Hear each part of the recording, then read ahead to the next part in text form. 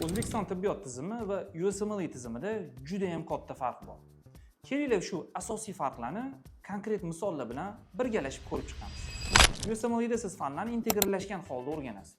Misol uchun, miokard infarkt haqida gap ketganida, uni anatomiyasini, patofiziologiyasini va davolashini bir vaqtning o'zida o'rganib ketasiz. O'zbekiston tibbiyot tizimida esa siz birinchi kursda anatomiyani o'rganasiz, ozgina vaqt o'tgandan keyin uchinchi kursda patologiyani va undan keyin davolash va klinikasini siz o'rganishni boshlaysiz. Bunda ular o'rtasidagi aloqani ko'rish ancha qiyinlashadi.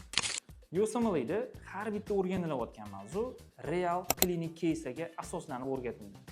Misol uchun 25 yoshli erkak kishi ko'krak sohasidagi og'riq bilan keldi deb boshlanadigan keyslarda siz srazu patofiziologiya, tashxis va davolashni bog'lab o'rganasiz. Bu do'stlar nazariya bilan amaliyot o'rtasidagi baryerni ancha qisqartiradi. O'zbekistonda esa siz o'rganayotgan mavzular odatda quruq nazariyaga asoslangan bo'ladi. USMLE kontenti doimiy ravishda yangilanib boradi. Misol uchun, yangi avlod antikoagulantlar yoki bo'lmasa COVID-19 yangi protokoli, ya'ni davolash protokoli yoki uni vaksinasi doimiy yangilangan ma'lumotlar USMLEga kiritib boriladi. O'zbekistonda esa doimiy ravishda tez yangilanish sodir bo'lmaydi. Shu sababli siz eski dorilarni yoki eski usullarni hali hamon o'rganayotgan bo'lishingiz mumkin. USMLEda har bitta qabul qilinadigan qarorlar konkret algoritm va guidelineslarga asoslanib o'rgatiladi.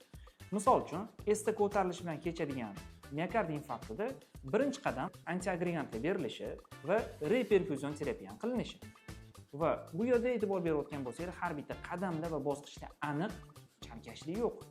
O'zbekistonda esa odatda konkret bitta shifokori tajribasiga tayanib ish qilinadi. USMLEda o'qitish bo'yicha 4 yillik tajribaga ega bo'lgan, real natija ko'rsatgan va sizni tez, oson USMLE imtihoniga tayyorlaydigan o'quv markazi haqida batafsil ma'lumotga ega bo'lmoqchi bo'lsangiz, profilga o'tib, mana bu videoni oxirigacha ko'ring.